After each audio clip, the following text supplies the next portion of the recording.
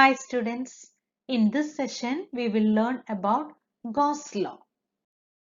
What is Gauss law? The electric flux phi E is equal to Q by epsilon naught. This is Gauss law. The electric flux is equal to 1 by epsilon naught times the total charge enclosed by the closed surface. This is Gauss law. Gauss law states that the electric flux phi E through any closed surface is equal to 1 by epsilon naught times the net charge Q enclosed by the surface. When you state Gauss law, remember the surface should be a closed surface and Q represents the total charge which is inside this closed surface. This closed surface is called as Gaussian surface. Phi E is equal to Q by epsilon naught. This represents the closed surface. This sign is indicating that the surface is closed. The electric flux E dot dA. We learned about electric flux in our previous session. That electric flux is equal to Q by epsilon naught, where epsilon is naught is the permittivity of free space. In Gauss law, the surface must be closed and the charge must be inside that closed surface.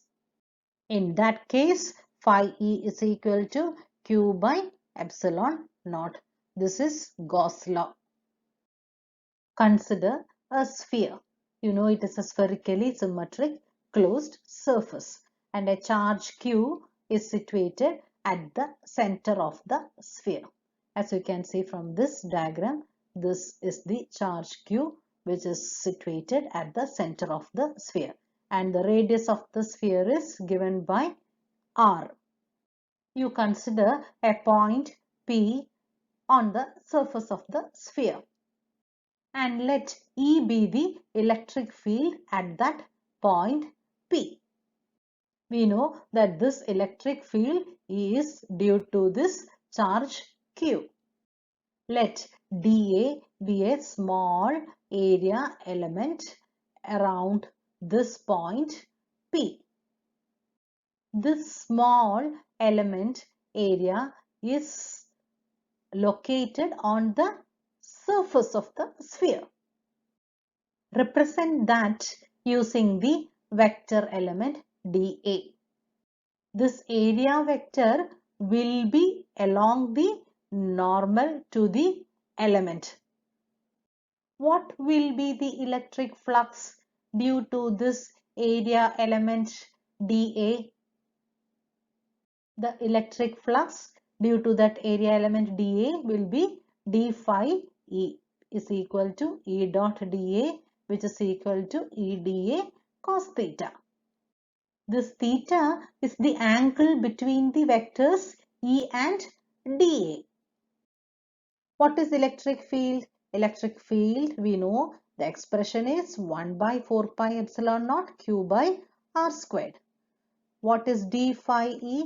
D phi E is the electric flux through the small area element dA. That is d phi is equal to E dA cos theta. This dA represents a small area element. D phi represents the electric flux through that small area element. Theta is the angle between E and dA. Substitute this value of E in this expression. Then d phi E becomes d phi E is equal to 1 by 4 pi epsilon naught Q by R squared dA cos theta. What is the angle between E and dA? That is theta is the angle between E and dA, which is equal to 0. Cos 0 is 1. Therefore, d phi E becomes 1 by 4 pi epsilon naught Q by R squared dA. The electric flux d phi E is equal to 1 by 4 pi epsilon naught q by r squared dA. This is d phi E, and d phi E is the electric flux through a small area element dA. Suppose if this is a small area element dA, the electric flux through that is given by this expression. If you want to get the electric flux phi E through the entire surface, you need to integrate this d phi E. You have to integrate this closed surface.